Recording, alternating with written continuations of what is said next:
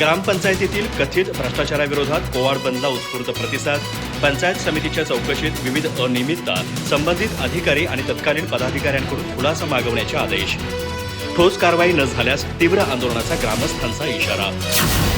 चंदगड तालुक्यातील कोवाड ग्रामपंचायतीतील कथित भ्रष्टाचार प्रकरणी ग्रामस्थांनी पुकारलेला कोवाड बंद शुक्रवारी उत्स्फूर्त प्रतिसादात यशस्वी ठरला. विविध विकास कामं, साहित्य खरेदी आणि निधीच्या वापरातील कथित गैरप्रकारांची चौकशी 3-4 महिन्यांपासून रखडल्याचा आरोप करत ग्रामस्थांनी आंदोलन छेडलं. व्यापारी, नागरिक, महिला, युवक आणि विविध सामाजिक संघटनांनी गावातील बहुतांश व्यवहार बंद ठेवून आंदोलनाला पाठिंबा दिला. आंदोलनादरम्यान दुर्गामाता मंदिरापासून ग्रामपंचायत कार्यालयापर्यंत भव्य मोर्चा काढण्यात आला. भ्रष्टाचार खपवून घेतला जाणार नाही आणि पाणी आमच्या हक्काचं नाही कुणाच्या बापाचं अशा घोषणांनी परिसर दणाणून गेला. ग्रामस्थांनी कथित गैरव्यवहाराबाबत तीव्र संताप व्यक्त करत दोषींवर तातडीनं कारवाई करण्याची मागणी केली.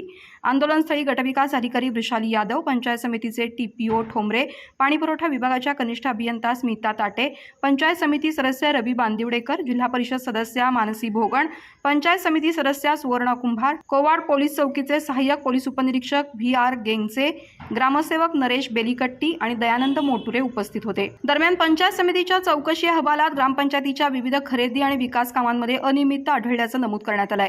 जाजम पडदे, सिमेंट बाके, पाण्याच्या मोटारी, कचरा कुंड्या, CCTV यंत्रणा, सोलर पॅनल, लहान मुलांची खेळणी आदी साहित्य खरेदीच्या व्यवहारांची सखोल चौकशी करण्याची आवश्यकता अहवालात अधोरेखित करण्यात आली आहे. तसंच संबंधित अधिकाऱ्यांची चौकशी करून तत्कालीन सरपंच आणि कार्यकारिणीकडून खुलासा मागवण्याचे आदेश देण्यात आल्याची माहिती प्रशासनानं दिली.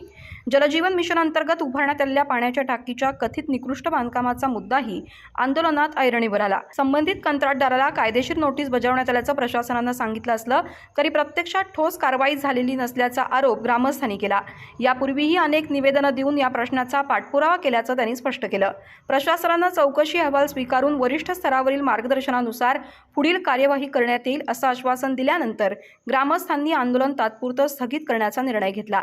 मात्र दोषींवर कठोर कारवाई न झाल्यास भविष्यात आणखी तीव्र आंदोलन छेडण्याचा इशारा ग्रामस्थांनी दिलाय. अधिक माहिती आणि ताज्या घडामोडींसाठी आजच आमचे चॅनल सबस्क्राईब करा.